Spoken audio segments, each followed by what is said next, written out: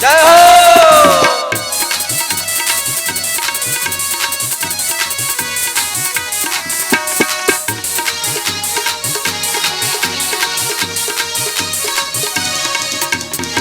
कर दिया है हम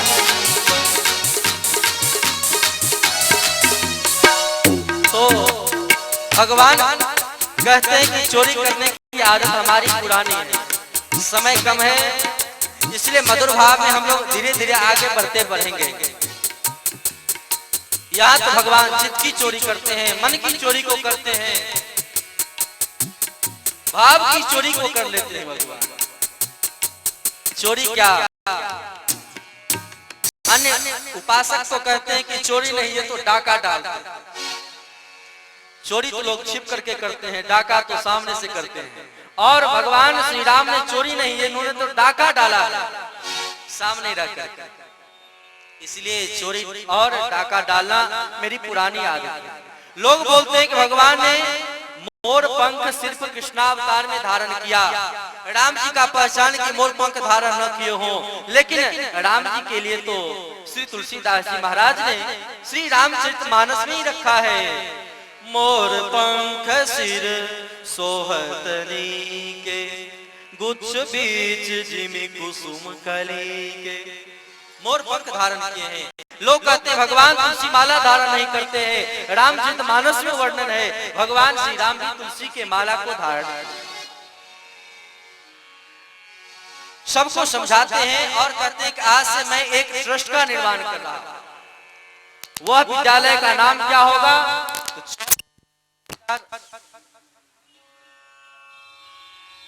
चौर विद्या प्रचार प्रसार मंडल। भगवान उस मंडल का निर्माण करवाते हैं और कहते हैं कि उसका अध्यक्ष कौन? तो मैं ही हूँ। मैं तुम लोगों को रोज सिखाया करूंगा। अब तो सब लोग मिल करके गए जहां तहां अपने अपने घर में चोरी करने के ताई, लेकिन चोरी करने में कोई पकड़े गए, सबकी बड़ी पिटाई लगी। सब रोते बिलखते सब लोग आए हैं और कहते कि लाला ये तूने कहा क्यों?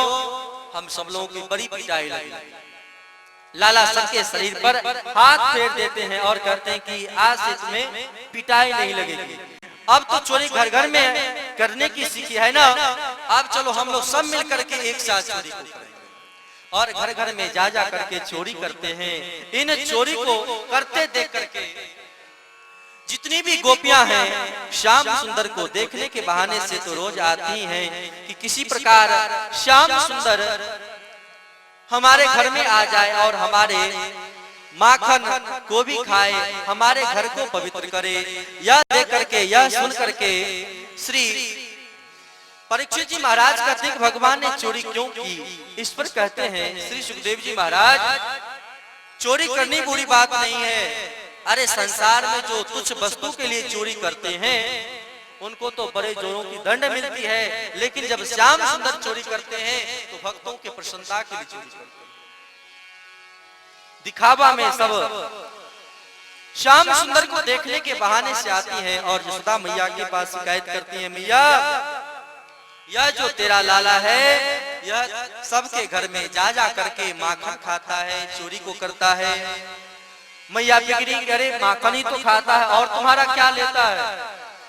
यह गोपियां कहती कि नहीं नहीं मैया, यह माखन ही नहीं खाता, यह तो माखन के साथ साथ उन मटकों को भी फोड़ देता है। जो मटका अगर ना फोड़े तो कोई कष्ट की बात नहीं। यह मटका हमारे अनेक शासकों की जवानों की थी। यह सुनकर के मैया कहती अरे कोई बात नहीं, तू अनेक माट माट के हमारे यहाँ से ले जा। लेकिन गोपियां कहती कि नहीं मैया, ये अपने माखन खाए कोई बात नहीं, यह तो अपने ग्वाल वालों को देता है, माखन को फेंक देता है, बंदरों को खिला देता है, इसलिए हमारे मन में कष्ट है। मैया को सब शिकायत करने के लिए आती हैं। चोरी करते टोले श्याम मुझसे सुधो न बोले, चोरी करते टोले श्याम मुझसे सुधो न बोले, चोरी करते टोले श्याम मुझसे सुधो न बोले, चोरी करते टोले श्याम मुझसे सुधो न बोले। मैया कहती है अरे गोपिया यह तो बता, तेरे घर के तो बड़े बड़े सांखर लगे होंगे ना दीवार तो बंद होगा, फिर लाला तो बहुत छोटा है, फिर वहां तक ये कैसे पहुंच सकता है। गोपियां कहती हैं जब ही देख ले सोनी बागर, जब ही देख ले सोनी बागर, घर को साकर खोले श्याम मुझसे सुधो न बोले, घर की साकर खोले श्याम मुझसे सुधो न बोले, चोरी करते डोले श्याम मुझसे सुधो न बोले, चोरी करते डोले श्याम मुझसे सुधो न बोले। अरे मैया तू जानती है हम लोग जब जल भरने के लिए बाहर चली जाती हैं, तब सब ग्वाल वाल मिल करके एक के ऊपर एक सवार होकर के ये ऊपर चढ़ जाता है और चढ़ करके साकर को खोल लेता है और खोल करके सारे माट मटकू को फोड़ देता है। ग्वाल बाल ले घर में आए, ग्वाल बाल ले घर ले आए, ग्वाल बाल ले घर में आए, ग्वाल बाल ले घर में आए, अरे माखन माट टटोले श्याम मुझसे सुधो न बोले, माखन माट टटोले श्याम मुझसे सुधो न बोले, ये चोरी करते डोले श्याम मुझसे सुधो न बोले, चोरी करते डोले श्याम मुझसे सुधो न बोले। ददी मेरो खाए मटुकिया फोरे, ददी मेरो खाए मटुकिया फोरे, ये अगर सिर्फ दूध दही खा ले कोई बात नहीं, लेकिन माट मटकू को जो फोड़ देता है तब हमारे मन में बड़ा ही कष्ट होता है। ददी मेरो खाए मटुकिया फोरे, ददी मेरो खाए मटुकिया फोरे, रस में जय हो रस में किसको बोले श्याम मुझसे सुधो न बोले, रस में विष्णु को बोले श्याम मुझसे सुधो न बोले, चोरी करते जय हो मुझसे सुधो न बोले, चोरी करते डोले श्याम मुझसे सुधो न बोले। जो मैं याकू पकड़न चाहूं, जो मैं याकू पकड़न चाहूं, भैया पकड़ झक झोरे श्याम मुझसे सुधो न बोले, मैया पकड़ झक झोरे श्याम मुझसे सुधो न बोले। मैया पूछती है अरे गोपी जब वह ऐसा करने लगता है तो तुम पकड़ती क्यों नहीं, उसके हाथ को पकड़ा करो। यह सुन करके गोपियां सब जवाब देती हैं कि अरे मैया जब मैं वाकू हाथ को पकड़ू हूं तो वह लाला मेरे हाथ को झकझोर देवे, इसलिए मैं कहा करूं। छोरू गाम तेरो नंद रानी, छोरू गाम तेरो नंद रानी, छोरू गाम तेरो नंद रानी, छोरू गाम तेरो नंद रानी, अरे तुम ते साची बोले श्याम मुझसे सुधो न बोले, तुम ते साची बोल श्याम मुझसे सुधो न बोले, चोरी करते डोले श्याम मुझसे सुधो न बोले, चोरी करते डोले श्याम मुझसे सुधो न बोले, चोरी करते डोले श्याम मुझसे सुधो न बोले, चोरी करते डोले श्याम मुझसे सुधो न बोले।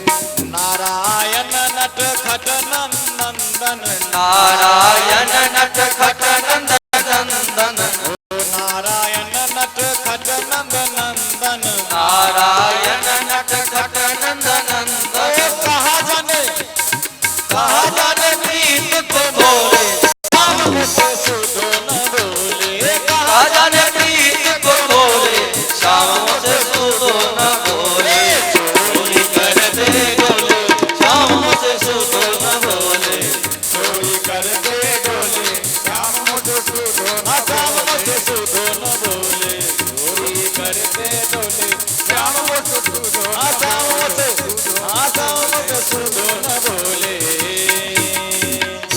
बोले श्री नंद के लाला की अब इस प्रकार से जब बारंबार श्री यशोदा मैया के पास शिकायतें आती है, तब यशोदा मैया लाला को बार बार समझाने का प्रयास करती हैं, लेकिन नहीं समझा पाती। अब सोचती हैं कि लाला को बिना पकड़े बिना समझे इसको माफी नहीं मिलेगी। और एक दिन श्री मैया ने क्या किया, तो लाला को दूध पिला रही, और दूध पिलाते पिलाते लाला ने मैया से एक प्रश्न कर दिया, अरे मैया तू ये बताओ कि तुझे दूध प्यारो लागे हैं कि पूत प्यारे लागे हैं। मैया ने कहा मोकू तो पूत ही प्यारो लागे, और हमको तो बेटा ही अच्छा लगता है, दूध नहीं। और भगवान दूध पी रहे हैं, पीते पीते इतने में खबर आया कि मैया आपके घर में जो दूध है ना कामधेनु गैया की, वह दूध आग में जलने के लिए तैयार है, गिरने के लिए तैयार है। मैया दौड़ी दौड़ी झट से लाला को नीचे उतार दी, और उतार करके क्या करती हैं, तो झट से घर के भीतर चली जाती है। अब तो लाला को बड़े जोर से क्रोध आया। श्री सुखदेव जी महाराज कहते हैं कि परीक्षित देखो छोटा सा लाला है, और इसके भाव भंगिमा को देखो, आंख को तरेड़ने लगते हैं, आंख से आंसू बहाने लगे और थरथर कांपते हुए अभी मन में सोचने लगे कि मैंने तो मैया से पहले पूछ लिया कि तो को दूध प्यारो लागे हैं कि पूत, लेकिन मैया दूध के ताई मुंह को छोड़ दियो। अब तो इनको इतने जोर से क्रोध आया कि बगल में उखल रखा था, उखल पर खड़े होकर के जितने माट मटके थे सब माट मटकों को फोड़ने लगे, और बंदर को बुला बुला करके माखन खिलाने। अब इस प्रकार से जब माखन खिला रहे हैं, मैया उधर से यहाँ आती हैं, माट मटकों को फूटे हुए देखती हैं। देख करके जब यह लाला तो बड़ा गमी हो गया है, इसलिए आज कुछ न कुछ दंड जरूर दूंगी, और एक छड़ी लेकर के श्याम सुंदर के पीछे दौड़ते दौड़ते जब आगे जब बढ़ी हैं, और आगे बढ़ करके लाला से कहती कि लाला रे ने रुक जइयो, मैं आज तो को छठी की रात की दूध याद दिलाऊं। लाला देखते माँ के हाथ में छड़ी है, लाला भाग रहे हैं, अब कैसे इनसे बचा जाए। जब दौड़ते दौड़ते मैया थक गई हैं, नहीं पकड़ पा रही हैं, तब श्याम सुंदर देखते क्या है कि मैया थक गई है, अब अपने परिश्रम से हमको नहीं पकड़ पाती है, तो मैया बीच छड़ी को फेंक दी। लाला भी रुक गए, और लाला को रुका देकर के मैया हाथ पकड़ ली हैं, और हाथ पकड़ के कहती है आज मैं तुमको दंड अवश्य दूंगी। और पकड़ करके मैया लाला को ले जा करके कहती है कि तूने उखल पर खड़ा होकर के इन माट मटकों को फोड़ा है, इसलिए आज मैं तुमको इसी उखल के साथ बांधूंगी। और बड़े बड़े रस्सी लाला करके बांधना चाहती, लेकिन बांधते बांधते थक गई। जितनी भी रस्सी लाने के बाद भी 2 अंगुल मात्र छोटा। जब बार बार बांधने पर भी रस्सी छोटी हो जाती, तब मैया चिंतित हो गई। मानो श्री सुखदेव जी महाराज परीक्षित जी को इंगित करना चाहते हैं कि परीक्षित इन जीवात्मा में परमात्मा में इतनी अंतर है। जैसे कि तैतृपनिषद में एक सूत्र आता है कश्चित् दो सखाया, वे जीवात्मा और परमात्मा और अलग अलग नहीं है, दोनों तो कश्चित् दो ही सखाया, दो सुपर्णा सचदा सखाया, 2 सखा ही हैं। लेकिन जीवात्मा जब संसार की ओर मुड़ जाता है तो परमात्मा भी अलग हो जाते हैं। नहीं तो जीवात्मा अगर थोड़े से भगवान की भक्ति के लिए अग्रसर हो जाए तो भगवान तत्क्षण उस जीव को मिल जाता है, प्राप्त हो जाता है। जब परिश्रम के बल से यशोदा मैया लाला को नहीं बांध पाई है, तब हार करके थक गई, तब लाला अपने आप बंध जाता। अब उनको बांध करके छोड़ दी हैं यशोदा मैया, और अपने काम करने के लिए चली गई हैं कि इससे लाला कुछ डर जाएगा। लाला ने सोचा कि अरे मैया हमको बांध दी है, इसलिए अपने शरीर को उखल को नीचे की ओर गिरा करके उस उखल को लेकर के आगे बढ़ गए, और आगे बढ़ करके सामने जो 2 वृक्ष है यमलार्जुन और मणिग्रीव का, नलकूबर मणिग्रीव का, उस वृक्ष के भीतर से प्रवेश कर गए और इतने जोर से झटका को देते हैं कि बड़े जोरों की आवाज के साथ वह वृक्ष धड़ाम से नीचे गिरा। इतने जोरों से आवाज भई कि पूरे ब्रजमंडल थरथर कांपने लगे। अब तो सब इतने डर गए कि क्या किया जाए। सब दौड़े दौड़े आए, सबने देखा कि भयंकर वृक्ष गिरा हुआ है और सामने बगल में लाला। जब तक सब आए उससे पहले उससे दो पुरुष प्रकट हुआ और भगवान की स्तुति को करते हैं। भगवान क्षमा कर देते हैं। अंत में वरदान वह नलकूबर मणिग्रीव मांगता है कि प्रभु मुझे वरदान दीजिए। पानी गुणानुकथने, यह भक्ति को स्थापित करने वाला यह श्लोक है। सब लोग याद कर लें इस श्लोक को। पानी गुणानुकथने श्रवणो कथायाम हस्तोच कर्मसु मनस तव पादयोर्न। श्रीमत्तुलस्या रसना तदर्पिते घ्राणम च तत्पाद सरोज सौरभे। हे प्रभु, यह हमारी जो वाणी है सदैव आपके सुंदर लीला चित्रों का गान करते हैं। हस्तोच कर्मसु मनस्तव पादयोर्न, यह जो मेरी हाथ है यह हाथ आपकी सेवा में सदैव लगी रहे। यह कान आपकी सुंदर कथाओं को श्रवण करता रहे। यह मस्तिष्क आपके चरण में ही झुके और यह जीवा जो है आपके चरण कमल पर जो तुलसी चढ़ाए गए हों उनके रस यानी चरणामृत को सदैव पान करता रहे। श्रीमत् तुलस्या रसना तदर्पिते। भगवान आशीर्वाद देते हैं, अदृश्य हो गए। और ग्वाल बालों के द्वारा जब इनको पता चलता है कि यहाँ इन वृक्ष के द्वारा दो पुरुष प्रकट हुए भगवान की स्तुति को किए हैं, यह सुनकर के कोई मानने के लिए तैयार नहीं है कि श्याम सुंदर इतने छोटे से बालक के रूप में इस बड़े वृक्ष को नीचे गिरा दे। श्री सूत जी महाराज से सौनक जी प्रश्न करते हैं, प्रभु यह जो वृक्ष के रूप में नलकूबर मणिग्रीव था कौन सा अपराध किया था, क्यों किया था और भगवान ने उनके उद्धार को कैसे किया। भगवान से इतनी सुंदर प्रार्थना कैसे को करता है ये। यह सुन करके श्री सूत जी महाराज कहते हैं कि यह कुबेर का बेटा है, धर्मात्मा तो है ही और धर्मात्मा होने के साथ साथ एक समय मदिरा पान करके सरोवर में स्नान करने लगा। संत को प्रणाम नहीं किया और संत को प्रणाम नहीं करने के कारण श्री नारद जी महाराज श्राप दे दिए कि क्या वृक्ष के समान पड़े हुए हो, नंग धनंग पड़े हो, जाओ वृक्ष हो जाओ। और जब क्षमा मांगा तो आशीर्वाद दिए कि जाओ भगवान तुम्हारा उद्धार करें। देखिए भगवान की जब हम भक्ति को भी करते हैं, भक्ति करते करते हुए भी हम लोग के जीवन में सूक्ष्म अपराध हो जाया करते हैं। इन सूक्ष्म अपराध से बचना चाहिए। ऐसा नहीं कि बहुत भजन करते हैं तो हमसे कोई अपराध नहीं होता। विष्णु पुराण सब में एक कथा है कि श्री प्रहलाद जी महाराज भगवान नरसिंह की पूजा कर रहे थे और पूजा करते करते ध्यान में मस्त हो गए। सामने कोई ब्राह्मण कोई साधु आए हैं और उठ करके साधु को प्रणाम नहीं किया। प्रणाम नहीं करने के कारण पूजा करते करते ही वह ऋषि तो चले गए। पूजा करते करते इनके मन में अभिमान हो उठा प्रहलाद जी के मन में और कहते हैं कि जिन नरसिंह भगवान ने हमारे पिता को वध किया है मैं उनकी पूजा को करूं, मैं इसकी पूजा को नहीं करूंगा। और तत्काल सब साधन को छोड़ करके उठ खड़े हुए कि मैं उस नारायण को छोड़ूंगा नहीं, मैं उसके साथ भयंकर युद्ध को करूंगा। और धनुष लेकर के रथ पर सवार होकर के युद्ध करने के लिए चले, मैं उन नारायण को छोड़ूंगा नहीं। जब युद्ध करने के लिए आगे बढ़े हैं तब नर नारायण भगवान क्या करते हैं, एक ब्राह्मण के रूप में आकर के प्रकट होते हैं सामने।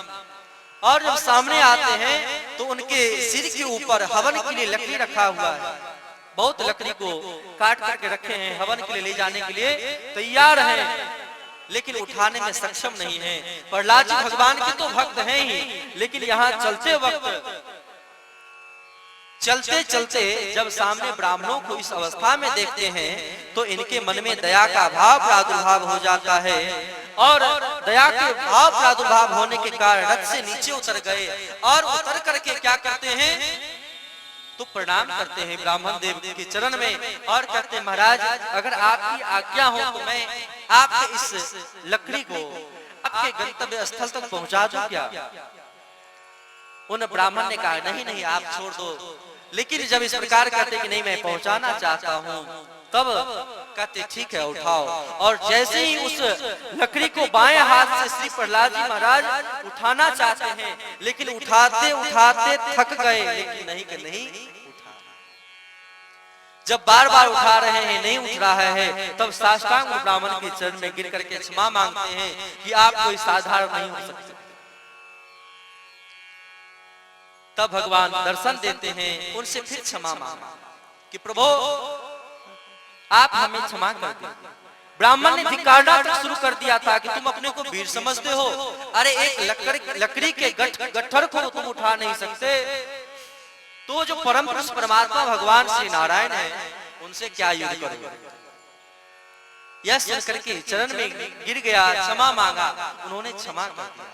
इसलिए हम लोगों को यह ध्यान देना चाहिए कि भले ही हम किसी भी पूजन साधन में हो, अगर कोई संत जन कोई भक्त अगर सदगुरु भगवान अगर सामने आ जाए तो सब कार्य को छोड़ करके पूजन साधन को छोड़ करके भी उनकी सत्कार पहले करनी चाहिए। रामचरितमानस में भी कहा सुंदरी जी महाराज यही बात हो रहा थे, एक बार हर मंदिर जपत रहो शिव नाम, गुरु आयो अभिमानते उठ नहीं किरण प्रणाम। और प्रणाम नहीं किए, उसके फलस्वरूप भगवान शंकर जी बर्दाश्त नहीं किए और श्राप तक दे दिए। यही नलकुबर मणिग्रीव उनका उद्धार करवाते हैं और उद्धार कैसे ही करवाया वो चले गए हैं।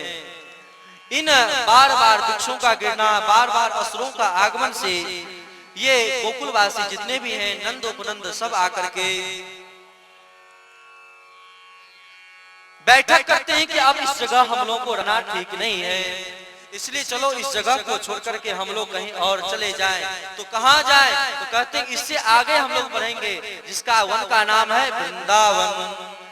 वृंदावनम गोवर्धनम यमुना पुलना निच, जहाँ वृंदावन है और यमुना जी नजदीक में है, गोवर्धन का तट है, वहां पर गांव के चरने के लिए भी बड़े सुंदर जगह है। इसीलिए हम सबों को यहाँ से छोड़ करके चले जाएंगे, क्योंकि यहाँ तो बार बार असुरों का आगमन होता है और जाने के लिए तैयार हैं। आइए हम सभी वृंदावन की ओर चलते हैं। चलो मन श्री वृंदावन धाम, रटेंगे राधे जू को नाम, मिलेंगे जहाँ कुंज बिहारी ओढ़ के कामरकारी, मिलेंगे वहाँ कुंज बिहारी ओढ़ के कामरकारी। चल वृंदावन धाम, जिन लोगों को वृंदावन मानसिक रूप से चलना है वे सभी बड़े प्रेम पूर्वक ताली बजाते हुए चलेंगे। मिलेंगे जहाँ कुंज बिहारी ओढ़ के कामरकारी, मिलेंगे वहाँ कुंज बिहारी ओढ़ के कांवरकारी। हे मिलेंगे जहाँ कुंज बिहारी ओढ़ के कांवरकारी, मिलेंगे जहाँ कुंज बिहारी ओढ़ के कामरकारी। हम श्री जमुना जी जाएंगे, परिक्रमा दे जीवन सफल बनाएंगे। रात हो तो हम श्री यमुना जी जाएंगे, परिक्रमा दे जीवन सफल बनाएंगे। मन के पूरन का वहाँ जाने से क्या होगी करने से ओए सब मन के पूरन का रटेंगे राधे जू को नाम, मिलेंगे जहाँ कुंज बिहारी ओढ़ के कामरकारी। मिलेंगे जहाँ कुंज बिहारी ओढ़ के कामरकारी। मिलेंगे जहाँ कुंज बिहारी ओढ़ के कामरकारी, मिलेंगे जहाँ कुंज बिहारी ओढ़ के कामरकारी। दूर दूर से नर नारी सब आते हैं, अक्षय तीज को चरण दरस के पाते हैं। दूर दूर से नर नारी सब आते हैं, अक्षय तीज को चरण दरस के पाते हैं।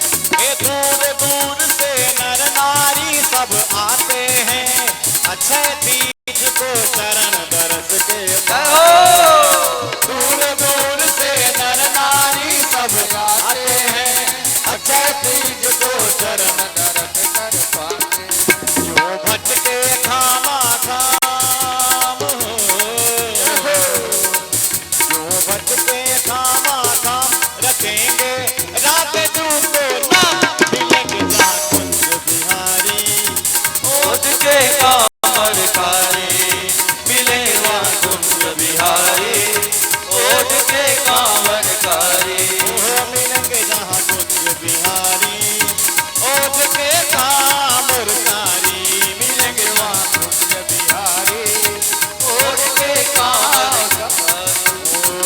मनतल वृंदावन धाम मनतल वृंदावन धाम रटेंगे राधे जू को नाम मिलेंगे वहाँ कुंज बिहारी ओढ़ के कांवरकारी मिलेंगे वहाँ कुंज बिहारी ओढ़ के कांवरकारी मिलेंगे जहाँ कुंज बिहारी ओढ़ के कांवरकारी मिलेंगे जहाँ कुंज बिहारी ओढ़ के कांवरकारी ओढ़ के कांवरकारी ओढ़ के कांवरकारी ओढ़ के कांवरकारी बोले श्री वृंदावन धाम की बोले श्री कृष्ण बलराम भगवान की सब मिलकर के सज धज करके वृंदावन धाम की ओर गए हैं और वृंदावन धाम में जाकर के जब सब बड़े हो रहे हैं सब सखा आपस में मिलकर के खेलते हैं बैठते हैं बातचीत करते हैं और अब लाला थोड़े से बड़े हैं इसलिए वन में जाकर के गौ चराना चाहते हैं। यशोदा जी मना करती हैं नंद बाबा मना करते हैं कि मत जाओ लेकिन कहते हैं कि नहीं मुझे जाने दो और आज छोटे छोटे गौ के बच्चों को लेकर के वन में जाते हैं चराने के लिए। गोपाष्टमी के दिन गौ का पूजन हुआ और पूजन करने के बाद ये सब मिलकर के गौ चारण करने के लिए जा रही हैं। छोटे छोटे गैया छोटे छोटे ग्वाल छोटे छोटे गैया छोटे छोटे ग्वाल छोटो जो मेरो मदन गोपाल छोटे छोटे गैया छोटे छोटे ग्वाल छोटो जो मेरो मदन गोपाल छोटे छोटे गैया छोटे छोटे ग्वाल छोटो जो मेरो मदन गोपाल छोटे छोटे गैया छोटे छोटे ग्वाल छोटो जो मेरो मदन गोपाल आगे आगे गैया पीछे पीछे ग्वाल आगे आगे गैया पीछे पीछे ग्वाल आगे आगे गैया पीछे पीछे ग्वाल आगे आगे गैया पीछे पीछे ग्वाल बीच में मेरो मदन गोपाल बीच में मेरो मदन गोपाल छोटे छोटे नटे नटे छोटे छोटे नटे नटे छोटे छोटे गैया छोटे छोटे ग्वाल छोटे छोटे गैया छोटे छोटे ग्वाल छोटे सो मेरो मदन गोपाल छोटे सो मेरो मदन गोपाल कहाँ खाबे गैया कहाँ पीबे ग्वाल कहाँ खाबे गैया कहाँ पीबे ग्वाल कहाँ खाबे गैया कहाँ खाबे ग्वाल कहाँ खाबे गैया कहाँ खाबे ग्वाल कहाँ खाबे मेरो मदन गोपाल कहाँ खाबे मेरो मदन गोपाल अरे घास खाए गैया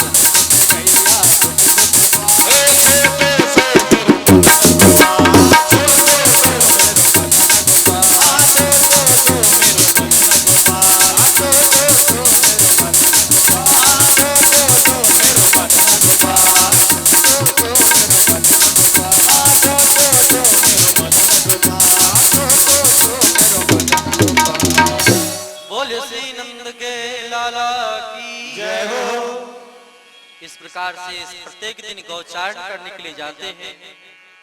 और इस वृंदावन में भी अनेक प्रकार से असुर को कंस भेजता है। बकासुर नाम के असुर आया, बुगला का रूप धारण करके भगवान समझ गए और उसको मृत्यु के घाट उतार देते। भगवान इस प्रकार जब गौचारण करने के लिए जाते हैं तो जितने भी ब्रज की गोपियां हैं उन भगवान के दिव्य स्वरूप को देखने के लिए ललायित रहती हैं, बगल में खड़ी हो जाती हैं और उनके दिव्य स्वरूपों का गान करती हैं। बंसी विभूषित करान नवनीर दाभा पीतांबरा तरुण बिंब फलाधरोष्ठा पूर्णेन्दु सुंदर मुखादर बिंद नेत्रा कृष्णात् परम किमपि तत्त्वमहं न जाने। भगवान के दिव्य स्वरूप हैं, भगवान कैसे चल रहे हैं, त्रिभंग ललित हैं, लेकिन भगवान के दिव्य स्वरूपों का दर्शन करने के लिए यह गोपियां नहीं समझ पाती कि भगवान किधर जाएंगे। आज गौचारण करने के लिए इसलिए श्री श्याम सुंदर एक कनेर का फूल जो है अपने कान पर रखते हैं, क्योंकि यह यशोदा जी भी नहीं समझ पाए और भी लोग नहीं समझ पाए कि किधर जा रहे हैं। इसलिए भगवान को जिधर जाना होता है भगवान इशारा करके एक झटके के साथ भगवान बाएं कान के ऊपर कनेर के फूल को रख लेते हैं, मानो मैं बाएं दिशा की ओर जाना चाह रहा हूं। और जब भगवान जाना होता है भगवान दाएं पे रख लेते एक झटके के साथ। इसलिए कहा बरहा पीडम नटवर बपू कर्णिका एक ही रखे हैं और नहीं तो दो ही लिखा जाए। भगवान से विचरण करते हैं, अब बड़े हो रहे हैं इसलिए अब को नहीं बड़े गौ चराने के लिए बड़े ग्वाल मिलकर के भगवान 6 बजे हैं इसलिए जा रहे हैं। श्याम चरावत गैया नहीं बन श्याम चरावत गैया नहीं बन श्याम चरावत गैया नहीं बन श्याम चरावत गैया। सुभग अंग सुषमा को सागर सुभग अंग सुषमा के सागर कर बिचल कुट धरैया दावत इत उत दाऊ के संग दावत इत उत दाऊ के संग खेल करत लड़कैया बन श्याम चरावत गैया नहीं बन श्याम चरावत गैया नहीं बन श्याम चरावत गैया नहीं बन श्याम चरावत श्याम चरावत गैया नहीं बन श्याम चरावत। नि सरे मरे म पामा पानी पामा रे मरे सरे म पामा पानी पामा नि सनी परे मरे म पानी सा पानी सारे सारे पानी सारे नि सारे मरे सनी परे मरे सा श्याम चरावत गैया नहीं बन श्याम चरावत गैया नहीं बन श्याम चरावत गैया नहीं बन श्याम चरावत श्याम चरावत श्याम चरावत श्याम चरावत गैया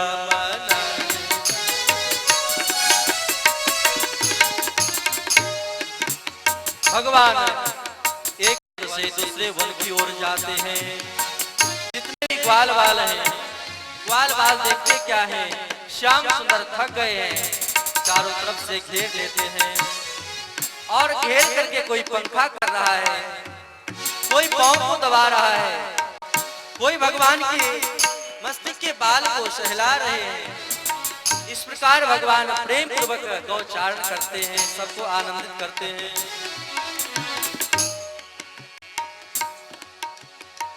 श्याम को वध करते हैं। तब से कंस की पत्नी जो है अस्थि और प्राप्ति, जो जरासंध की बेटी है, जाकर के शिकायत करती हैं अपने पिता से, और जरासंध करके शिकायत लड़ाई करता है, युद्ध करता है, सेना को लेकर के आता है। बातचीत ना करें।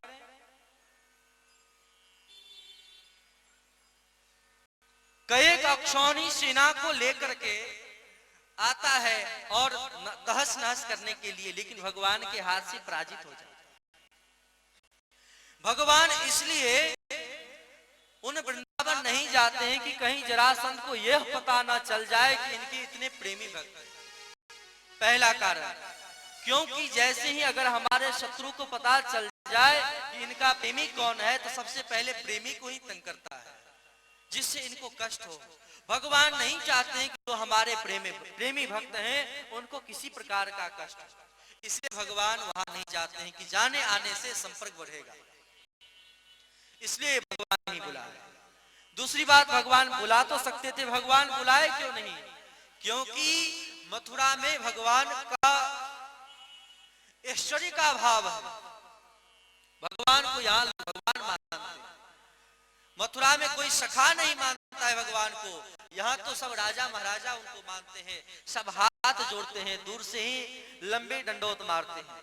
लेकिन ब्रजमंडल के तो जितने भक्त हैं वह तो कुछ नहीं मानता है।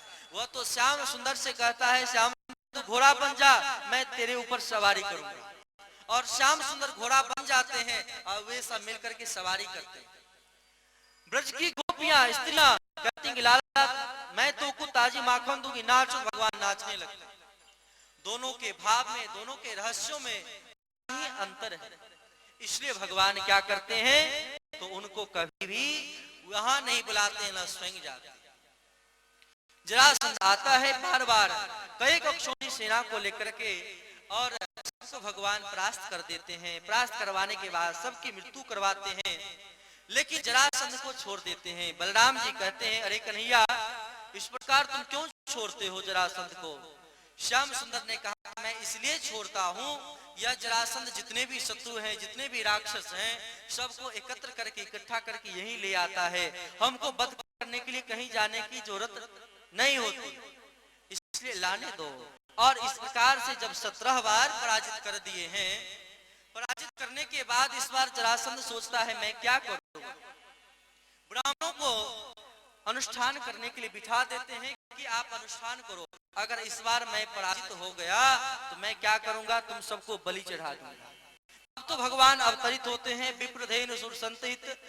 लेकिन इन ब्राह्मणों के ऊपर यह इस प्रकार की बात है, भगवान विचार करते हैं, विश्वकर्मा को याद किए और कहते हैं, समुद्र में हमारे लिए द्वारका नगरी को निर्माण करें। और विश्वकर्मा जी आकर के निर्माण करवाते हैं। माया का आश्रय लेकर के भगवान अपने समस्त जितने भी मथुरा में इनके भक्त हैं, इनके परिकर हैं, सबको पहुंचा देते हैं। और पहुंचाने के बाद श्याम सुंदर बलदाऊ जी से कहते हैं, बलदाऊ जी, अरे भैया, इस बार मैं रण छोड़ करके भागने वाला। बलराम जी दुखी हो जाते हैं, अरे कन्हैया, यह क्या करते हो? पहले से हमारे बहुत सारे नाम हैं, लोग क्या कहेगा, हमें रणछोड़ कहेगा। श्याम सुंदर कहते हैं कि जब इतना नाम है, देख नाम तो बढ़ेगी ही ना, घटने की कोई बात नहीं है।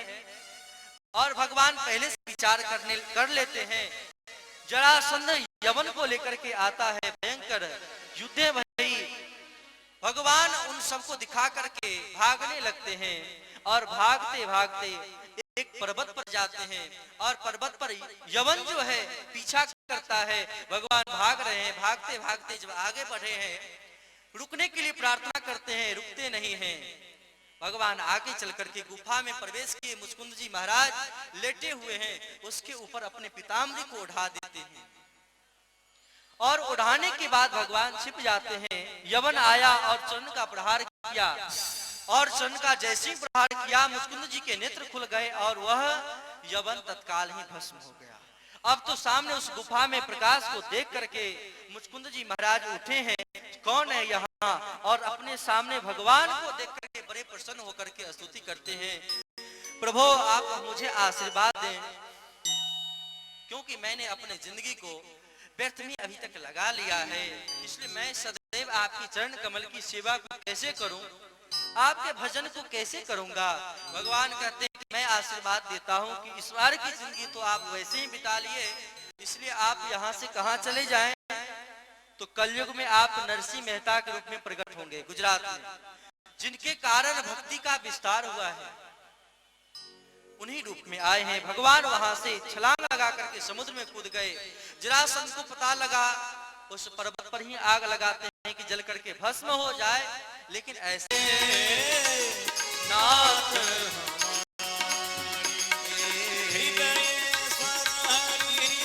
जय हो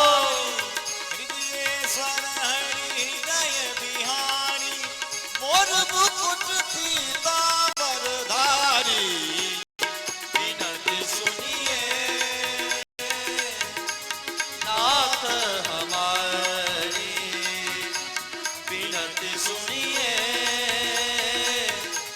नाथ हमारी, बिनती सुनिए, बिनती सुनिए, बिनती सुनिए।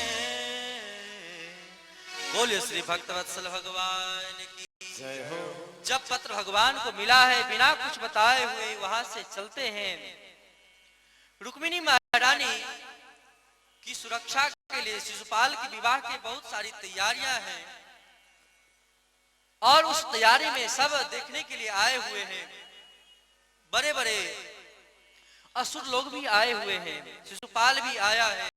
उससे पहले श्याम सुंदर वहां पहुंच करके जब ये रुक्मिणी महारानी गौरी पूजन करने के लिए जाती हैं, उसी समय में श्याम सुंदर वहां उनको देखते हैं, और श्याम सुंदर के सौंदर्य को देख करके रुक्मिणी महारानी वहीं से अपने हाथ को बढ़ाती हैं, और जैसे ही हाथ को बढ़ाई श्याम सुंदर हाथ को पकड़े हैं।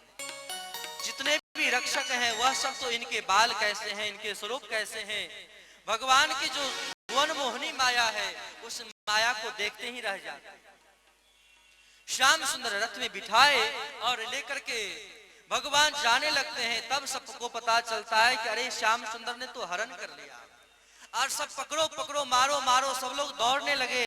अब तो रुक्मी को पता चला है, रुक्मी भी बहुत सारे राक्षसों को लेकर के, असुरों को लेकर के दौड़े दौड़े गए हैं, लेकिन जब तक आगे बढ़े तब तक बलराम जी महाराज द्वारका के जितने भी नारायणी सेना है सबको लेकर के पहुंचे, और बड़े भयंकर युद्ध के साथ सबको परास्त कर दिए। और श्याम सुंदर रुक्मिणी महारानी को लेकर के द्वारिका पहुंचे हैं, और द्वारिका में ही महाराज भीष्मक और इनकी पत्नी पहुंची हैं, और दोनों ही द्वारका में ही दो भाग बन गए हैं। दोनों को सजाया गया है, मुकुट धारण करवाया है, और मुकुट धारण करवा करके बड़े धूमधाम से आचार्य के सानिध्य में मिल करके विवाह मना रहे हैं, विवाह के पद को गान कर रहे हैं। मुकुट सिर मोर का जय हो, मेरे चित चोर का, मुकुट सिर मोर का मेरे चित चोर का। जय हो। तू नैना नैना नैना, तू नैना नैना नैना, तू नैना नैना नैना, तू नैना सरकार के कटिले है कटार के, तू नैना सरकार के कटीले हैं कटार के, तू नैना सरकार के कटिले है कटार के, तू नैना सरकार कटीले हैं कटार से। मुकुट सिर मोर का, मुकुट सिर मोर का मेरे चित चोर का, मेरे चित चोर का। तू नैना नैना नैना, तू नैना नैना नैना, तू नैना नैना नैना, तू नैना सरकार के कटिले हैं कटार के, तू नैना सरकार के कटिले हैं कटार के।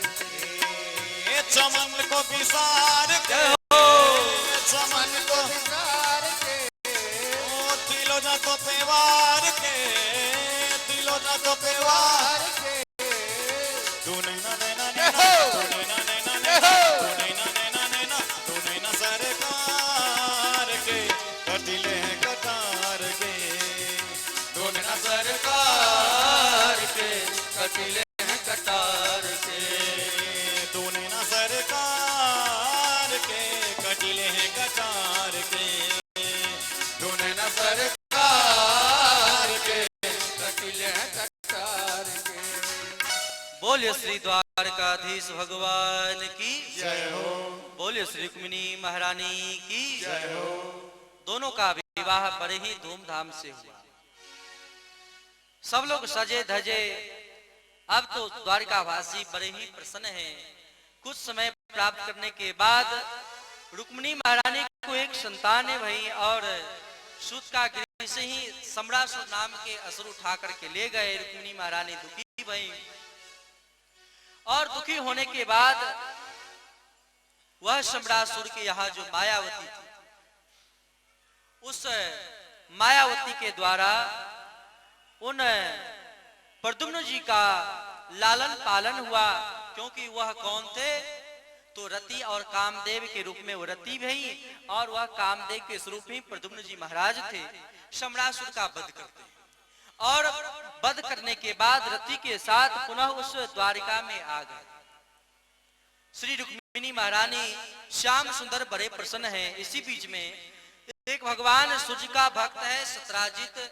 सत्राजित एक दिन सुधम्ना नाम की सभा में आया, लेकिन इसने मणि को रखा था, और स्मंतक मणि को सामने रखने के कारण लगता था कि भगवान सूर्य ही आ रहे हैं। इनको देख करके श्री श्याम सुंदर ने उन सत्राजित नाम के राजा, सत्राजित नाम की प्रजा से कहा कि हे प्रजाजनों, सत्राजित आप इस मणि को अपने पास रखो, और मणि को रखने के बाद इससे जो स्वर्ण निकलते हैं 10 भार, उस भार को आप इस राज दरबार में दे दिया करो। क्योंकि अभी नई नई यह नगरी बनी है, इसके राजकोष में जमा होने से प्रजा का कल्याण होगा। सत्राजित नहीं माना, और नहीं मानने के कारण आगे चल के कुछ दिन बाद उन्हीं सत्राजित के एक छोटे भाई प्रसेनजित जंगल में गया, और एक सिंहों के द्वारा मारा गया। और मारने से उन सिंह को मार करके ऋक्षराज जामवंत जी उठा के ले गए। इधर सत्राजित के मन में होने लगा कि मैंने मना कर दिया था, इसलिए लगता है कि भगवान ने वह उस मणि को प्रकट करवा करके छिनवा लिए हैं। अब तो बड़ा कष्ट हुआ, कानाफूसी होने लगी, और यह प्रजाजन जो है वह भी श्याम सुंदर के ऊपर अलग प्रकार से कटाक्ष करने लगे। भगवान को भी कलंक लग गया। भगवान सोचते हैं अब क्या करें, तो कुछ प्रजाजनों को लेकर के, अपने कुछ विश्वास पात्रों को लेकर के जंगल में गए। जंगल में देखते क्या है, प्रसेनजित मरा है, घोड़ा मरा है, सामने आगे चल करके सिंह मरा है, और सिंह के मरने के बाद आगे चल करके देखते क्या है, तो भालू का चिन्ह है। उनके चिन्ह को देख करके आगे बढ़ते तो देखते क्या है, एक नवयुवती उस मणि के साथ खेल रही है, और खेलते देख करके भगवान जैसे ही प्रवेश करते हैं, वह युवती जोर जोर से चिल्लाने लगती है। चिल्लाते देख करके वह जामवंत जी महाराज दौड़े आते हैं, और उनके साथ भयंकर युद्ध होती है। 28 दिन तक युद्ध होने के बाद भगवान ने जामवंत जी के नस नस को ढीला कर देते हैं। तब जामवंत जी महाराज श्याम सुंदर के चरण में गिर गए, और गिरने के बाद प्रार्थना करते हैं कि प्रभु मैं आपको पहचान गया, आप और कोई नहीं, आप तो हमारे राघवन सरकार ही हो। क्योंकि जब मैं आपके रामावतार के समय मैंने जब युद्ध को किया, उस समय हमसे किसी ने युद्ध नहीं किया। मैं बड़ा दुखी था। आपने पूछा कि आप दुखी क्यों हो, मैंने कहा कि हमसे युद्ध करने वाला कोई नहीं मिला। तब आपने कहा कि मैं तुम्हारी इच्छा को रखने के लिए इस समय तो युद्ध नहीं कर सकता, लेकिन द्वापर में तुमसे युद्ध करूंगा, तुम मुझे पहचान लेना। और हे प्रभु आप ही हैं, इसलिए मैं आपका चरण का बंधन करता हूँ। श्याम सुंदर प्रसन्न हो गए और कहते हैं तब तो मणि दे दो। जामवंत जी कहते हैं कि यह मणि मैं नहीं दे सकता है प्रभु, यह मैं नहीं दे सकता हूँ। बोले क्यों नहीं दे सकते हो, जब अपने प्रभु भी मानते हो, भगवान मानते हो, तब तो यह मणि देने में क्या दिक्कत है।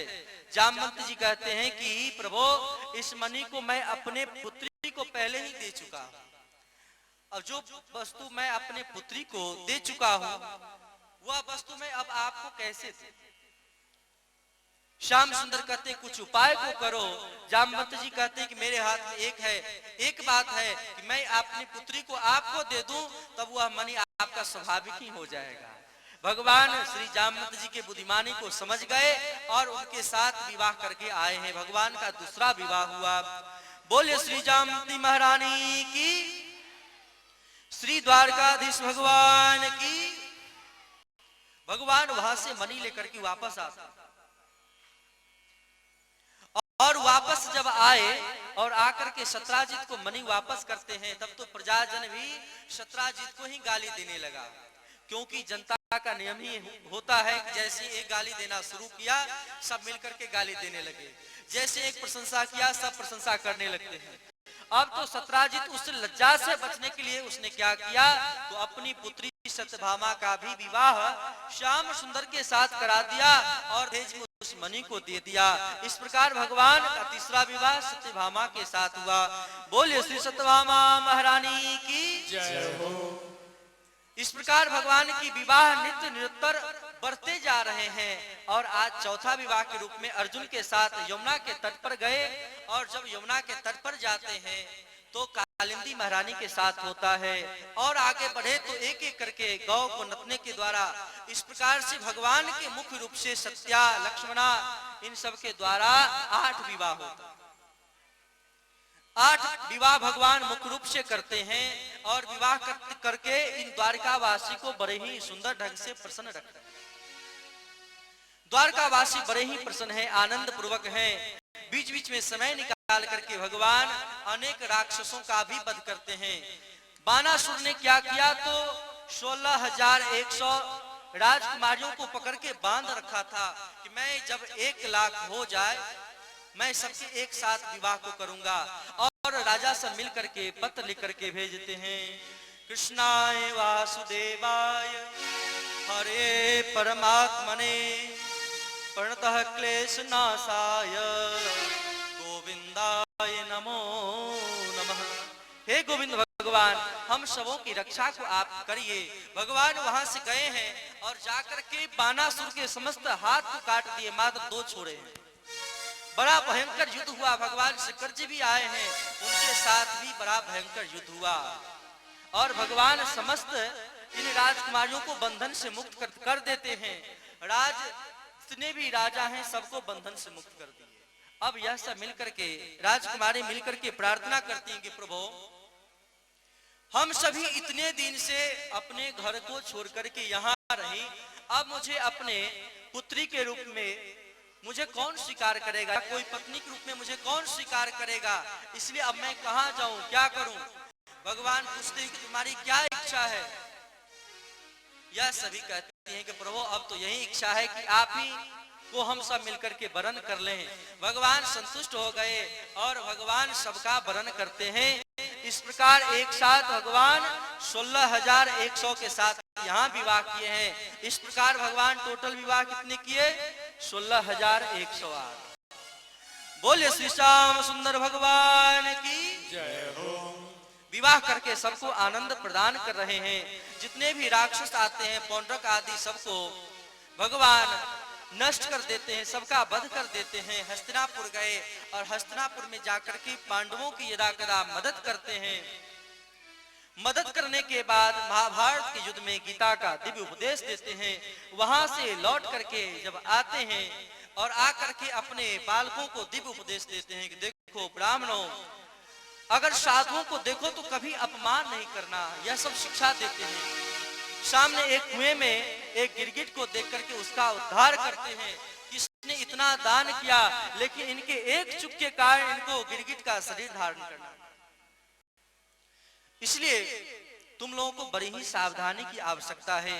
श्री नारद जी महाराज आए और नारद जी महाराज आकर के भगवान के दिव्य स्वरूपों को देखना चाहते। भगवान इतना विवाह करके इन सब के साथ कैसे रहते हो, और जैसे ही आए तो भगवान की लीला को देख करके मोहित हो जाते। कहीं भगवान यज्ञ कर रहे हैं, कहीं बालकों के साथ खेल रहे हैं, कहीं भगवान सत्संग कर रहे हैं, कहीं ऋषियों के साथ बैठे हुए हैं और कहीं प्रजाजनों को उपदेश दे रहे हैं। इस प्रकार भगवान के अलग अलग स्वरूपों को देख करके मानो किसी को यह भान नहीं हो रहा है कि भगवान मेरे पास नहीं है, सबके पास भगवान है। और सब जगह भगवान उठ करके श्री नारद जी महाराज का स्वागत सत्कार करते हैं। यह देख करके नारद जी आकर के भगवान के चरण में गिर गए और कहते प्रभु आपकी माया बड़ी ही अरूप है, अलग प्रकार की है, इसलिए आपकी तो सात्विकी माया है, आपकी माया को कोई नहीं समझ सकता। विचार करेंगे जब राक्षस लोग कोई माया को करते हैं, अनिमा गनिमा लघिमा महिमा, इस समय माया के द्वारा एक कार्य एक ही साथ हो सकता है, सिर्फ स्वरूप लोग चेंज कर सकते हैं। लेकिन भगवान की जो सात्विकी माया है उसमें भगवान अलग अलग स्वरूप को धारण करके अलग अलग कार्य को करते हुए नजर आते हैं। तामसिक माया में यह बात नहीं होती है, जो कार्य एक स्वरूप करेगा वही सभी लोग करेंगे। इन सबको भगवान प्रसन्न किए हैं और 100 वर्ष पूरे होने पर, सूर्य ग्रहण होने पर कुरुक्षेत्र गए हैं और पुनः वसुदेव जी, श्री देवकी महारानी, नंद बाबा, यशोदा मैया और समस्त ब्रज के भक्तों से भगवान जाकर के मिले हैं, अनेक प्रकार के यज्ञ को किए हैं। यह सब सुन करके भगवान अनेक भक्तों को कैसे कैसे संतुष्ट करते हैं, यह बात श्री सुखदेव जी महाराज श्रवण कराए और अंत में पूछते हैं कि हे परीक्षित जी, अब आपकी क्या सुनने की इच्छा है। परीक्षित जी महाराज कहते हैं कि प्रभु यह बतलाइए कि भगवान की जो भक्ति करते हैं, भक्ति करने के बाद भगवान ऐसे भी तो करुणाशील हो सकते हैं जो किसी को बिना बताए बिना जनाए उस पर कृपा कर दें। तब सुदामा जी के प्रसंग को सुनाते हैं कि सुदामा जी बड़े भगवान के प्यारे भक्त हैं। कृष्ण शीत सखा कश्चित, सुदामा जी के प्रसंग को लोग अनेक अलग प्रकार से जानते हैं कि भिखारी थे, दरिद्र थे, फटे कपड़ा पहन करके आए, बड़े दुखी हुए, द्वारपाल ने उनको धक्का दिया। यह सब बात भागवत में नहीं है, यह तो नरोत्तम दास जी के एक नाटक है, उस नाटक से बोलते हैं। भागवत जी में तो सुदामा जी के लिए बड़े सुंदर शब्द उच्चारण हुआ है। यह विरक्त हैं, इंद्रियों को तृप्त करने में नहीं लगते हैं, इंद्रियों को बस में किए हुए हैं। दरिद्र कौन होता है जिसके पास संतुष्टि नहीं है।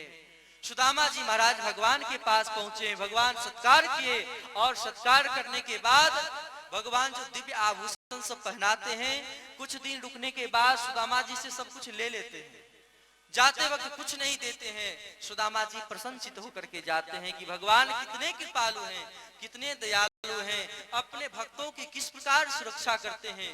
अगर भगवान हमको धन दे दिए होते तो मैं अहंकार में लग जाता, उनको भूल जाता, उनकी सेवा को नहीं करता। यह हम सबों को समझना चाहिए। भगवान अगर कुछ नहीं देते तो सोचिए भगवान विशेष रूप से कृपा करना चाहते हैं, कृपा करते हैं। यह सब समझ करके श्री प्रसन्नचित होकर के सुदामा जी महाराज अपने घर को पहुंचे हैं और वहां जाकर के जैसे क्या देखते हैं तो दिव्य महल बना हुआ है। मंदिर देख डरे सुदामा, मंदिर देख डरे, डरते हैं कि यह मंदिर कहां से आया, मैं तो यहाँ छोटा मकान छोड़ के गया था। तब भगवान के दिव्य स्वरूप को याद करके विह्वल हो जाते हैं, कहते हैं कि जैसे यह बादल का रंग काला, वैसे हे श्याम सुंदर तुम भी काला हो। जैसे वह बादल यह नहीं कहता कि मैं बरसा रहा हूँ, मैं वर्षा को करूंगा और चुपके से रात्रि में वर्षा कर जाता है, सबको आनंदित कर जाता है, उसी प्रकार तुम भी यहाँ वर्षा कर गए हो और सब कुछ दे गए हो और हमको पता भी नहीं चलने दिया। भगवान यह कभी नहीं जीव को कहते हैं कि देखो मैं कृपा कर रहा हूं। यह तो हम सबों को अनुभव करनी चाहिए कि भगवान किस प्रकार की कृपा को करते हैं। भगवान की कृपा करुणा की बात को सुन करके श्री परीक्षित जी महाराज पर ही प्रसन्न हुए। वेद सब आकर के स्तुति करते हैं और स्तुति करने के बाद श्री सुखदेव जी महाराज कहते हैं कि एक बार वह सुंदर समय आया जब भगवान यह सोचते हैं कि मेरा 125 वर्ष पूरा होने वाला है। हम तो आए थे संसार के भार को खत्म करने के लिए, लेकिन संसार का तो यहाँ हमने काफी विस्तार को कर दिया। हमारे बालक लोग ही इतने उद्यमी हो जाएंगे कि संसार को ही भस्म कर देंगे, इसलिए हमें कुछ करना चाहिए। और क्या करते हैं, तो एक लीला करते हैं। बहुत सारे ऋषि मुनि महात्मा सब मिल करके उस द्वारका में आते हैं। इनके जितने पुत्र पौत्रादिक हैं सब जा करके शाम को एक स्त्री का वेश बना करके महात्मा से ठिठोली करवाते हैं। हे ब्राह्मण देव, हे साधु देव, यह बतलाइए कि इनके गर्भ में स्त्री है कि लड़की है या लड़का है, यह बतलाएं, क्योंकि यह आपसे पूछने में सुखचार है। यह सुनकर के उन ब्राह्मणों को बड़ा ही कष्ट हुआ, बड़ा ही दुख हुआ कि जिसके वंश में भगवान अवतरित हुए हैं, ऐसे जो भगवान के प्रेमी भक्त हैं, वह भी आकर के इन साधु महात्माओं से मजाक करता है, व्यंग करता है। इस प्रकार दुखी हो गए और श्राप दे देते हैं कि इसके पेट में ना तो लड़का है ना लड़की है, इसके पेट में तो मूसल है, और ऐसा मूसल है जो मूसल इसके पूरे गर्भ को नष्ट कर सकता है, तुम्हारे वंश को नष्ट कर सकता है। यह सब सुना है और जैसे ही खोलने से एक मूसल निकला। अब तो सब रोने लगे और रोते रोते सब लोग उग्रसेन जी महाराज के पास गए। उग्रसेन जी महाराज भी किसी को कुछ नहीं बताए और कहते हैं उसको घुसवा करके समुद्र में बहवा दिया। वह सब जाकर के आगे चल करके एरका नाम के घास बनी। भगवान को पता है, लेकिन भगवान जो इच्छा करते हैं वही तो होती है। भगवान अपने प्रजाजनों से कहते हैं कि अब यह द्वारिका ठहरने वाली नहीं है, बचने वाली नहीं है, डूब जाएगी। सिर्फ हमारा मकान छोड़ करके, हमारे महल को छोड़ करके डूब जाएगी। इसलिए हम सबों को प्रभास क्षेत्र में चलना चाहिए। वहां हम लोग दिव्य यज्ञ करेंगे, भगवान का भजन करेंगे, साधन करेंगे और सबको लेकर के चले हैं प्रभास क्षेत्र। उद्धव जी महाराज को पता चला है और उद्धव जी महाराज भी पीछे पीछे चले। यहाँ से एकादश स्कंद प्रारंभ होता है। उद्धव जी महाराज भी चले, प्रभास क्षेत्र गए, सबने यज्ञ किया है, भजन किया है, साधन को करते हैं। और साधन को करने के बाद जितने भी द्वारिका के वासी हैं, भगवान के वंशज हैं, वे सभी मिलकर के मदिरा पान कर लेते हैं। पान करने के बाद सबकी बुद्धि चंचल हो जाती है, चित्त अस्थिर हो जाती है और सब आपस में ही लड़ने भिड़ने लगते हैं। सब एक दूसरे को वध करते हुए सबकी मृत्यु हो जाती है। अब भगवान वहां से अलग होकर के एक बट वृक्ष के नीचे चले गए। उनको देख करके श्री उद्धव जी महाराज पीछे पीछे गए हैं और उद्धव जी महाराज को दिव्य उपदेश देते हैं। किनके माध्यम से? कहते हैं कि आप जो पूछ रहे हो कि जीव का कल्याण कैसे हो, यही प्रश्न श्री निमि जी महाराज ने नव योगेश्वर महाराज से पूछा था कि जीव का कर्तव्य क्या है, जीव का स्वरूप क्या है। जो बात आज 7 दिन से हम सभी श्रवण कर रहे हैं, वही बात यहाँ विस्तार से वर्णन किया गया है। जीव को सदैव भगवान की दिव्य कथा सत्संग का लाभ उठाना चाहिए। मत कथा श्रवणे श्रद्धा मद अनुध्यान उद्धव। यह सब समझाते हैं कि संसार में जीव को संसार के प्रति आसक्त नहीं होना चाहिए। वह आसक्त हो तो केवल भगवान के प्रति। ज्ञान कैसे उसके जीवन में होगा? तब दत्तात्रेय जी के माध्यम से, यदु जी के संवाद के माध्यम से 24 गुरु के बारे में बतलाते हैं कि हम 24 गुरु कैसे करें और एक एक गुरु के माध्यम से हमें शिक्षा मिलेगी और हम भगवान को प्राप्त हो जाए। यह सुनकर के भगवान सबके देखते देखते अदृश्य हो गए। श्री सुखदेव जी महाराज कहते हैं कि उद्धव जी महाराज भी भगवान के विरह में व्याकुल हो गए और सूक्ष्म रूप से ब्रजमंडल में रहने लगे और वहां से सूक्ष्म रूप विराट रूप पे वहां से कहां हिमाचल की ओर चले गए, हिमालय की ओर जाकर के भजन करने लगे। इसके बाद श्री सुखदेव जी महाराज कहते हैं भगवान जब चले गए तो भागवत में प्रवेश करते हैं और भागवत में प्रवेश करने के बाद यह धर्म जो है, धर्म किसके शरण में जाता है? भगवान के शरण में। भले ही यह कलयुग होगा, लेकिन जो भगवान के भक्ति को करेगा, कथा को श्रवण करेगा, उसके अनेक प्रकार की जितनी भी तृष्णाएं हैं, वह तृष्णा अपने आप खत्म हो जाएगी और अपने सामने मानो भगवान को देखेगा। यह बात समझाते हैं। इस आगे चल करके कलयुग आएगा और कलयुग में अनेक प्रकार के राजा महाराजा होंगे। यह भी पहले तो धर्म में रुचि रखेंगे, आगे चल करके अधर्म पारायण हो जाए।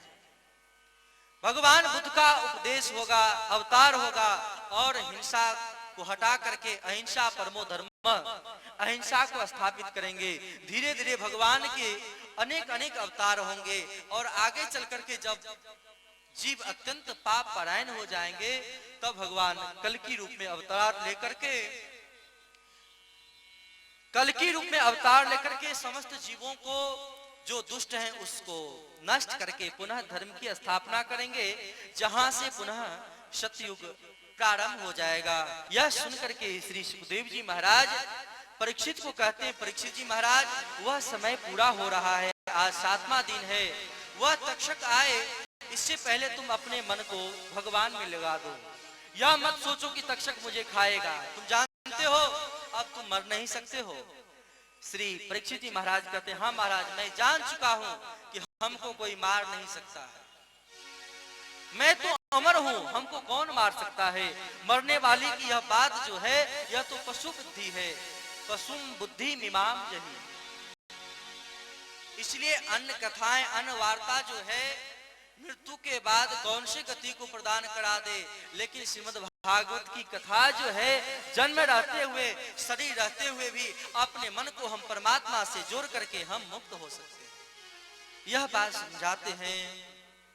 यह बात सुन करके सुखदेव जी महाराज जानने के लिए तैयार हैं। परीक्षित जी महाराज के आंख से आंसू प्रवाहित हो रहे हैं, सबके सब खड़े हो गए। कैसे मैं उनका वंदन करूं, कैसे मैं उनको प्रणाम करूं, और फूल से, चंदन से श्री सुखदेव जी महाराज का वंदन किया, प्रणाम किया। सुखदेव जी महाराज इसलिए यहाँ से जाना चाहते हैं, नहीं चाहते हैं कि हमारे सामने जिन भक्तों को मैंने इतना सुंदर मधुर कथाएं सुनाई है उनका हमारे सामने शरीर का विनाश हो। सुखदेव जी महाराज तत्काल वहां से विदा होकर के गए हैं। अब श्री सूत जी महाराज शौनक जी से कह रहे हैं, शौनक जी महाराज तुमने पूछा था कि कथा सुखदेव जी महाराज कब कहां कैसे सुनाए, वह तो सुनाया।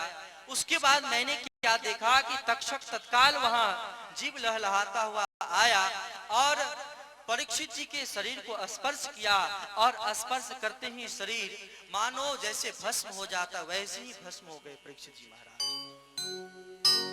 लेकिन श्री सुखदेव जी महाराज कहते, परीक्षित जी जब तक तक्षक आए उससे पहले ही अपने मन को ठाकुर जी में लगा चुके थे। तक्षक तो आया और आकर के इस शरीर को भस्म किया है, परीक्षित जी को कुछ नहीं कर पाया। जैसे कि हम सभी सोए हुए होते हैं तो सोए हुए जीव की जब चित्तवृत्ति है, मन कहीं और होता है, उसे पता नहीं चलता है। जैसे डॉक्टर ऑपरेशन करते हैं तो उस जगह को सुन कर देते हैं, पता नहीं चलता है। जैसे अगर हमारा ध्यान कहीं एकाग्र हो तो पता नहीं चलता है कि सामने क्या हो रहा है। उसी प्रकार जब हम अपने मन को ठाकुर जी के प्रति समर्पित कर देते हैं, अपने मन को, अपने सूक्ष्म शरीर को योगी लोग इस शरीर से उठा करके भगवान में लीन कर लेते हैं, उसी प्रकार परीक्षित जी महाराज लीन कर। जब जन्मेजय जी को पता चला, सर्प यज्ञ किए और सर्प यज्ञ करने के बाद जितने भी बड़े बड़े सर्प हैं सब जलने लगे। आस्तिक मुनि आके समझाते हैं कि पुत्र यह कार्य नहीं करो, यह तो कोई भी जन्म लिया है तो उसको आज न कल तो मरना निश्चित ही है, मरेगा ही है, मरेगा ही। इसलिए सब कुछ भूल करके तुम्हें भगवान की भक्ति को करना चाहिए। यही बात हुआ। श्री जन्मेजय जी महाराज सबको लेकर के वहां से गए हैं और जाकर के पुनः राज शासन को करने लगे। भगवान को सदैव याद रखें। यहाँ नैमिषारण्य में श्री सूत जी महाराज कहते हैं कि हे शौनक जी महाराज, आपने जो प्रश्न किया था जीव का मन भगवान में कैसे लीन हो, यह बात मैंने आपको बता दिया है कि भगवान में जिसकी चित्तवृत्ति स्थिर हो जाए, कथा सत्संग के माध्यम से जब विवेक का हम आश्रय ले लें तब जाकर के उस जीव का निश्चित ही उद्धार हो जाता है। अपने शरीर के द्वारा, मन के द्वारा, बुद्धि के द्वारा, चित्त के द्वारा अगर कोई भी जीव कोई भी कार्य को करना चाहता है वह नहीं कर पाता है, सत्कर्म को नहीं कर पाएगा। इस कलयुग में तो विशेष करके एक ही उपाय है, यत् फलम नास्ति तपसा न योगेन समाधि नाम तत्फलम लभते सम्यक कलो तदहरि कीर्तनाथ। भगवान के किसी न किसी रूप में नाम संकीर्तन को क्या करें, तो कहते हैं कि जैसे निमग्ना नाम यथा गंगा और विष्णुवा नाम यथा शंकर। जैसे विष्णु भगवान शंकर जी श्रेष्ठ हैं और जैसे नदियों में गंगा श्रेष्ठ है, उसी प्रकार इस कलयुगी जीवों को उद्धार करने के लिए गर्जना के तौर पर श्रीमद् भागवत महापुराण ही है। और जो इन श्रीमद् भागवत महापुराण में जो वर्णित परम धर्म का आश्रय लेता है, परम धर्म क्या है? सवै पुंसाम परो धर्मो यतेव भक्ति रधोक्षजई अहितुक्य अप्रतिहता ययात्मा संप्रसिद्धति। अहितुक्य भाव से सेवा को करता है, उसके समस्त प्रकार के पाप नष्ट हो जाते हैं और वह इस लोक को छोड़ करके भगवान के धाम को जाता है। यह सब सुनकर के श्री शौनक जी महाराज प्रसन्न हो गए और अंत में वर्णन करते हैं कि इस कलयुगी जीवों को चाहिए कि बिना सद्गुरु के आश्रय के बगैर वह भगवान के वास्तविक स्वरूप को नहीं समझ सकता है, नाम की महिमा को नहीं समझ सकता है, नाम के भक्ति को नहीं समझ सकता है। क्यों? क्योंकि सद्गुरु भगवान साक्षात दर्शन करवा देते हैं, स्पर्श करवा देते हैं, प्रेम करवा देते हैं। इसलिए सद्गुरु भगवान के चरण कमल पकड़ने की जरूरत है। इन 7 दिनों में श्री जनकपुर धाम में जानकी जी के सानिध्य में बैठ करके पुरुषोत्तम मास के शुभ अवसर पर श्री महाराज जी के कृपा से निर्विघ्न पूर्वक हम सभी इस कथा में उपस्थित भए हैं। कथा कहने में, सुनने में अथवा साधन करने में, जैसा कि मैंने पहले भी निवेदन किया, मंत्रस्य तंत्रस्य तच्छिद्रम देश कालारह वस्तुतः सर्वम करोति निश्चिद्रम। आप कोई भी साधन को करो तो उसमें त्रुटि होना स्वाभाविक ही है, गलती होना स्वाभाविक ही है। और आप लोग विज्ञ श्रोता हैं, जानकार श्रोता हैं। हमारी वाणी के द्वारा, हमारे कहने के द्वारा अगर आप लोगों को कोई कष्ट हुआ हो तो आप लोग क्षमा करेंगे, क्योंकि जौ बालक कह तोतरी बाता सुनहि मुदित मन पितु अरुमाता। तोतली भाषा के बात को भी जो श्रेष्ठ जन होते हैं, सज्जन जन होते हैं, सारग्राही बन करके क्षमा करते हैं। इसलिए हम सभी जितने भी उपस्थित हैं, हमारे सहयोगी सब मिल करके महाराज जी के चरण कमल में निवेदन करेंगे कि महाराज जी हम लोग के ऊपर इसी प्रकार स्नेह बनाए रखें। और जब भी महाराज जी की आदेश होगी, दास को सेवा करने की आज्ञा देंगे, यह दास जरूर सेवा करेगा। और हमारा मन इसी प्रकार ठाकुर जी के चरण कमल में नित्य निरंतर उत्तरोत्तर बढ़ते रहे, यही हम श्री ठाकुर जी से और एवं श्री महाराज जी के चरण कमल में वंदन करेंगे।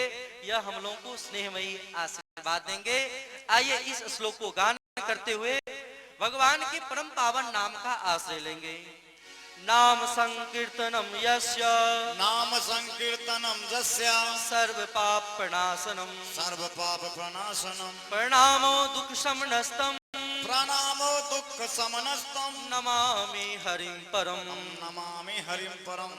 नाम संकीर्तनम यस्य, नाम संकीर्तनम यस्य सर्व पाप प्रणाशनम, सर्व पाप प्रणाशनम, प्रणामो दुख शमनस्तम, प्रणामो दुख शमनस्तम, नमामि हरिं परम, नमामि हरिं परम। नाम संकीर्तनम यस्य, नाम संकीर्तनम यस्य सर्व पाप प्रणाशनम, सर्व पाप प्रणाशनम, प्रणामो दुख शमनस्तम, प्रणामो दुख शमनस्तम, नमामि हरिं परम, नमामि हरिं परम। इस कलयुग में विशेष करके भगवान के पावन नाम ही है। इसी बात को समझते हुए अपने जीवन को भगवान के प्रति ही सौंप दे, इसी बात को समझते हुए मैं अपने वाणी को विराम दूंगा। आइए सब लोग मिलकर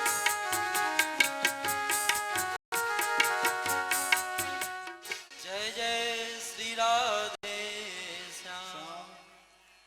हम सभी शांति पूर्वक बैठे रहे।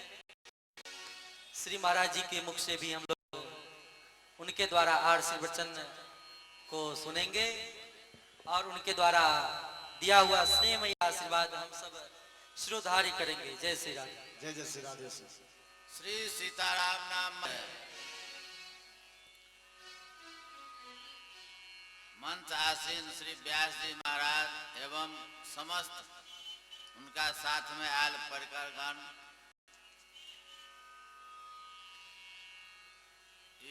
भागवत महाज्ञान यज्ञ में उपस्थित समस्त माता बहने एवं भाई बंधु, इस 7 दिन से अमृतमय वाणी से परम पूज्य व्यास जी महाराज हमरा सबके जे अमृत रसपान करलत, तै के लेल किशोरी जी के तरफ से उनका हम आशीर्वाद दै छियन। उनका ये भागवत कथा के पुनः साल में एक बेर आबि के हमरा सबके अमृतमय वाणी से हमरा सबके अमृत पान करावत से वचन मांगे छियन हुनका से, है ना। और हम सब एकदम एक बेर और जोरदार ताली से इनका स्वागत करी।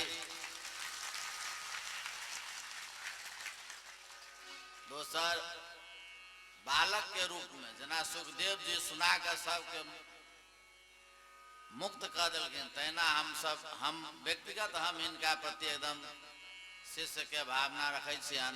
शुरू से जहिया से ये आश्रम में अला तै लेल हम अपनो आप के धन्य माने छी जे इनका सब भाग कथा सुन कर और अपना आप के मुक्त और धन्य भ गेलहुँ। और किशोरी जी से यह प्रार्थना करे हम एहिठाम अपन वाणी के नाम करे छी, इनका हम आशीर्वाद की देबनी तो समस्त जीव के मुक्त करता हमरा आप विश्वास भ गेल। जय श्री सीताराम नाम महाराज की जय। लेते जाना रे हरि आदेश देंगे। यह दास आकर के जरूर ठाकुर जी की सेवा, महाराज जी की सेवा में उपस्थित होगा, यह हम वचन देते हैं। जय श्री राधा। लेते जाना रे हरि का नाम थोड़ा थोड़ा, लेते जाना रे हरि का नाम थोड़ा थोड़ा, लेते रहना रे हरि का नाम थोड़ा थोड़ा, लेते रहना रे हरि का नाम थोड़ा थोड़ा। लेते जाना भूल जाना, लेते जाना भूल न जाना, ओ लेते रहना भूल जाना, लेते रहना भूल न जाना। नाम हरि का रे लेते जाना रे हरि का नाम थोड़ा थोड़ा, लेते जाना रे हरि का नाम थोड़ा थोड़ा थोड़ा थोड़ा थोड़ा थोड़ा थोड़ा, लेते जाना रे हरि का नाम थोड़ा थोड़ा, लेते जाना रे हरि का नाम थोड़ा थोड़ा। दीपक जलता रात भर जब तक रहता तेल, दीपक जलता रात भर जब तक रहता तेल।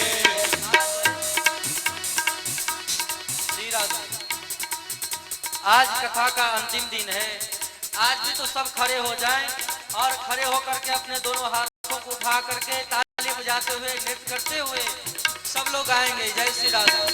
दीपक जलता रात भर जब तक रहता तेज, दीपक जलता रात भर जब तक रहता तेज। ये दीपक जलता रात भर जब तक रहता तेज, दीपक जलता रात भर जब तक रहता तेज। हे जीवन के हर सांस में तू राम नाम सोते, हे जीवन के हर सांस में तू राम नाम सोते, हे जीवन के हर सांस में राम नाम सोते, जीवन के हर सांस में तू राम नाम सोते। लेते जाना भूल जाना, लेते जाना भूल न जाना, लेते जाना भूल न जाना, लेते जाना भूल न जाना। नाम हरि का रे लेते जाना रे हरि का नाम थोड़ा थोड़ा, लेते जाना रे हरि का नाम थोड़ा थोड़ा, लेते जाना रे हरि का नाम थोड़ा थोड़ा, लेते जाना रे हरि का नाम थोड़ा थोड़ा। लेते जाना भूल न जाना, लेते जाना भूल न जाना, लेते जाना भूल न जाना, लेते जाना भूल न जाना। नाम हरि का रे